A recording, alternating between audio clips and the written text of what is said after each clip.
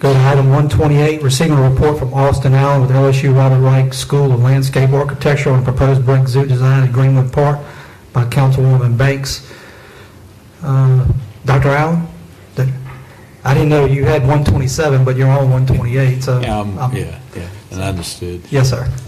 Well, then, thank you for the opportunity to address the council. I think we're going to do a presentation. I'm just going to go quickly through some of the highlights of what we were just talking about. And this is from 4 students this is a year ago. I think it was about May 6, 2016 we did this presentation. It ended up in the newspaper the next day, so it was something publicly talked about in terms of that. Where the idea came from was a conversation I was having with then Senator Broom around something in Baker. Been working with Southern University Agricultural Land Grant Campus, and it's about a few hundred acres in the middle. There's something called the Baker Canal. We've been looking at it since about 2014.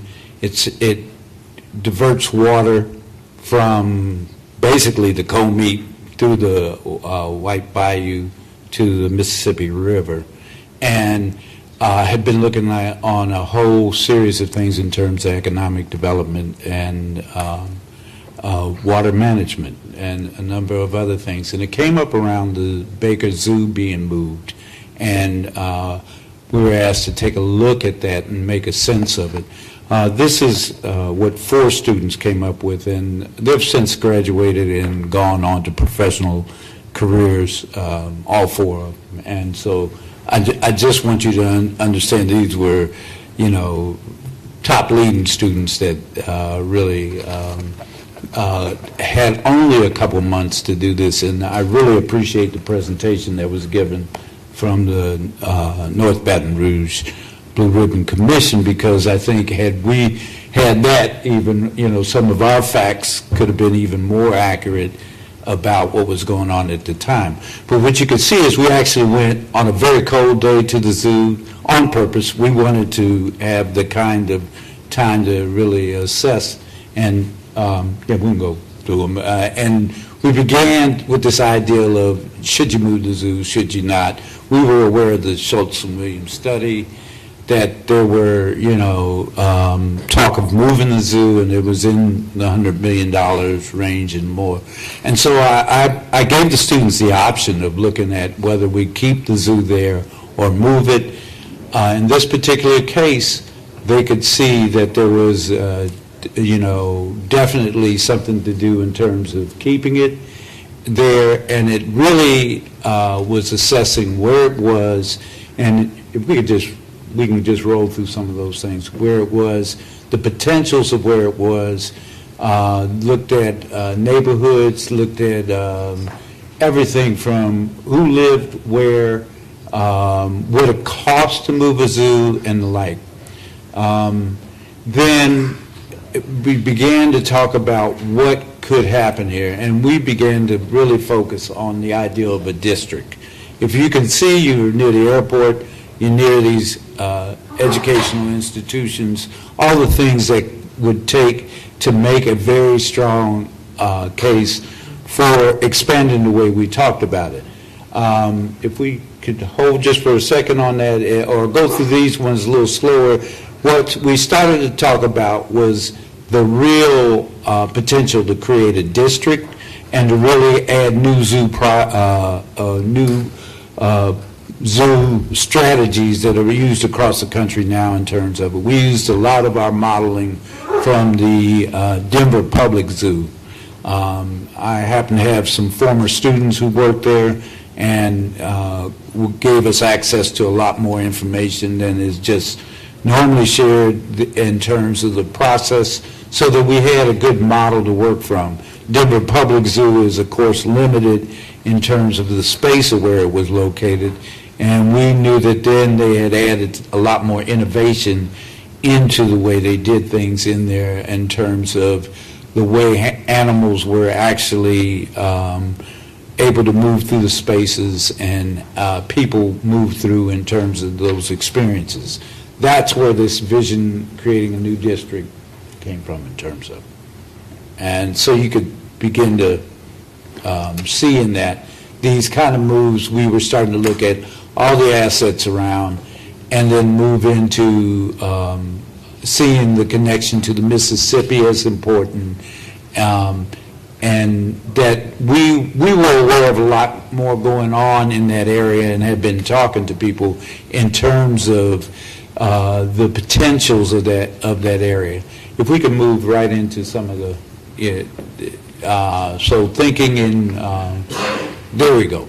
All right, this is what I want you to see, is what you have here is this kind of connectivity that would create a new kind of way of master planning the zoo. The zoo's over in that right side of it, and the park is there. And it's basically talking about the expansion of the park, the expansion of the area, the fact that Prophet Island is going to change in terms of it's part of the mediation that would happen with a Comeet River diversion project. All this is related in this very specific area. It's all about water movement. It's about people and recreation and all that placed together. We can go through them. So they began to look at those studies and really zoom in, do the design work. That particular slide, if we could back up just for 1 second, that particular slide looks at the zoo site now and the park site and some of the land to the east that is there. We spent a lot of time talking with then Mayor of Baker, and you can see we're thinking more in a regional sense of it because the Baker has a vested interest too in what happens with that zoo, and so that's why you had that name from the beginning, Baker Recreational Hub. So if we can go through, and this just begins to talk about how people are having these different kinds of zoo experiences and tying them into much more of animals in the wild, if you will, and ways that you can do it, the ways that we could tie water into it, and you began to see it in these kind of expansions, this naturalization of the Baker Canal, and the potential to hold water and do other management things that could happen with it. I think there was a critique of the kayaking that actually could happen. We did a lot of study around the water, the amount of water that flows through there. If you saw it in August of 2016, you'd know exactly that point of it, and I did. All right, took a look at what was happening with the Baker Canal around then. You know that you can manage water and create this kind of environment that does those things. So I can make that study available to you. It's 71 slides. It was meant to really be a catalyst to push the argument that the zoo could stay where it is. All these other amenities that are talked about from the professional firm that was, we're talking about the same things in ours, and you will see that in that study. Thank you, sir. All right. Thank you. Ladies and gentlemen, public hearing, anyone wish to speak on the item? Seeing none, the public hearing is closed. Council members. I think I'm up. Sorry. We're going to email it to you. Councilwoman Banks. Dr. Gilmore. I see that Mary isn't here, and this might be under your line. In the, sorry to put you on the spot. Yes, ma'am. In the email from Superintendent McKnight today, she indicated that she was in a meeting with the mayor. Do you know that was our first time really hearing about this meeting. Do you know anything about it? No, I don't know. Unfortunately, Councilwoman, I don't know anything about if the meeting occurred or what it was about. Okay. Yeah. Do you know I don't know if this was Dr. Lorenz, anybody knows about the meeting? I can't speak for anyone on the staff and whether, whether the mayor or the BREC Commissioner Director met today. But that may be something that you can discuss with the mayor. Okay. Yeah. All right, Dr. Allen? Yes. Yes, sir. So several of the questions that have come up is whether or not an opportunity, whether or not these presentations have been made to BREC, and also whether or not you all had an opportunity to bring it before the commission. Can you speak to those? We did not bring it before the commission. As a commission, they were very made aware of what we were doing, because we understood this was BREC land from the very beginning, and wanted to get as much material as we could, just so we could really make some sense of how to plan and how to design. So there was always that kind of call-in that the students were doing. And then when we did the presentation, I forget the gentleman's name, but there was... You made the presentation to whom? As a final review, students do one at the end of their being there. They're getting ready to graduate, so they did one. Then Senator Broom came, somebody from the Advocate was there. Nobody from BREC? There was a gentleman there, and I just can't remember his name. I think he was on the BREC Commission, and he had been on City Council for a number of years as well. Mike Walker. Yes, Mike Walker. Thank you. Okay. So, all right. The other question I have is, I think you said that this began in March of 2016. Is when I started?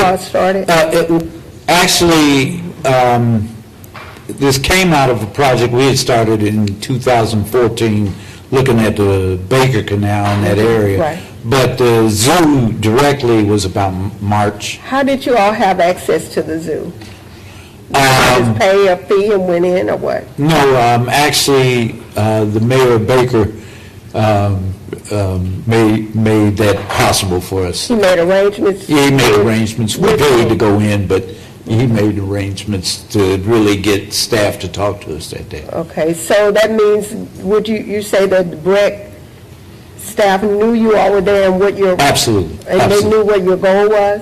Absolutely. Okay. Did Absolutely. anyone try to find out the results, or other than Mr. Walker, I guess? Well, I figured, no, not directly, other than later I got some emails, and I made it accessible to people, but at the time, I made it, we had an interview with the newspaper, so it was covered publicly. Right. So my first time meeting with BREC was almost 2 years ago.